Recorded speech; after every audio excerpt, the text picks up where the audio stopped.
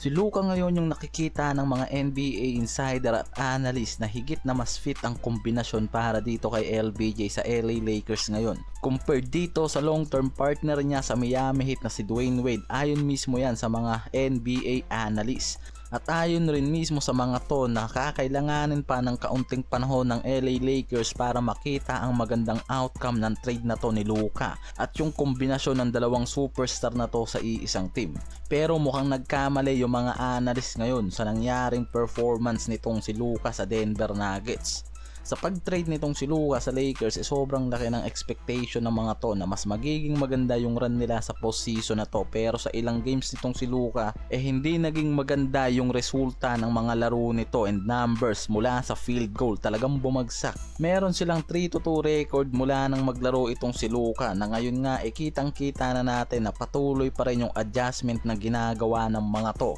lalo na nitong si Luka, dahil kitang kita natin na naghahanap pa to ng tamang rhythm niya sa game at syempre yung adjustment niya sa bagong dynamic niya sa team at yung environment nitong LA Lakers na dapat niyang ma-adapt ng mas mabilis pa. Dalawang superstar sa iisang team, yan yung nakikitang solusyon nitong Lakers para ma-secure nila na makapasok ngayon sa playoffs. Pero hindi naman din talaga ganun kadali makuha yung tempo sa game ng dalawang superstar na to. And correct me if I'm wrong mga pare ko dahil halos parehas ng playing role itong si LBJ at Luka pagdating sa team. And alam natin na nasa versatile ng dalawang superstar na to yung pagiging playmaker, scorer at team leader ng mga to sa iisang team. Kaya nga kung titignan nga raw hindi talaga nagkakalayo yung versatile ng dalawang to sa loob ng court na isa sa nakikita ng mga insider na magiging problema ng Lakers ngayon, yung magiging dynamic ng duo na to. At merong analyst na sinasabi rin na kailangan pa ng mahaba-habang oras ng Lakers bago makita yung magandang resulta nitong si Luka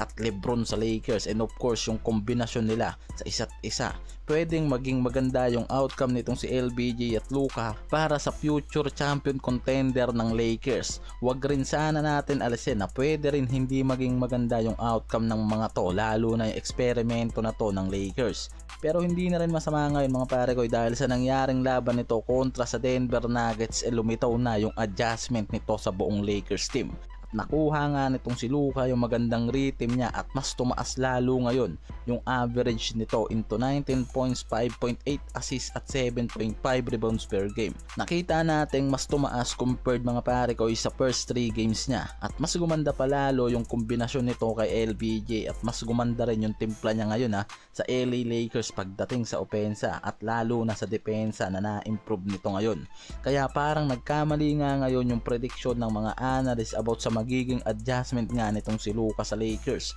at matatagalan nga raw ito na makuha yung rhythm at environment sa Lakers, lalo na yung kombinasyon niya dito kay LBJ. Pero ngayon mas lumiliwanag na mas nagiging komportable na itong si Luka kasama itong si LBJ sa game at nakita na malaki yung naging adjustment niya para lang makuha ang magandang rhythm niya ngayon sa LA Lakers. At usapang kombinasyon na rin naman tayo mga pare ko kay Luka at LBJ. Alam nyo ba na may mga NBA insider na nakikita na mas magiging malakas yung kombinasyon nitong si Luka at itong si LBJ kumpara sa nooy naging kaduo nitong si LBJ na Hall of Famer na ngayon na si Dwayne Wade sa Miami Heat. Ayon yan mismo mga pare ko sa mga analyst na nakikita na kung magiging effective yung pagsasama ng dalawang superstar na to ngayon sa Lakers sobrang magiging matagumpay ang kampanya ng Lakers sa Western at lalong makukuha ng mga to yung plano nila na maging isang champion contender sa season na to. Mga analyst na rin mismo mga pare ko yung nagpahayag na mas fit nga itong si Luka ngayon kay LeBron sa Lakers kumpara sa kombinasyon noon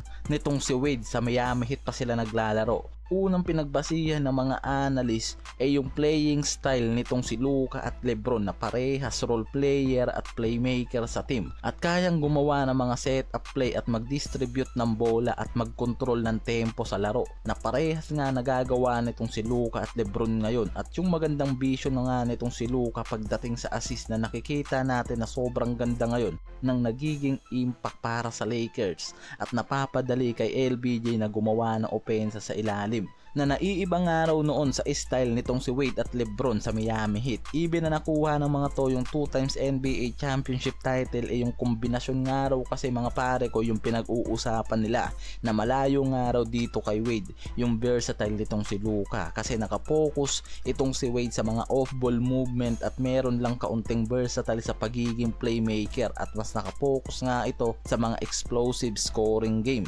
Mula sa mga skill set compatibility ng dalawang to para kay LeBron ay nakikita ng mga analyst na mas maganda yung duo ngayon nitong si LeBron at Luka sa Lakers at mas tumataas palalo yung magiging magandang resulta ng dalawang superstar na to kung magiging compatible yung laro ng dalawang superstar na to sa team ng Lakers. At ngayon nga ay mas lumiliwanag pa na mas magiging solid ang impact nitong si Luka pagdating sa opensa ng Lakers.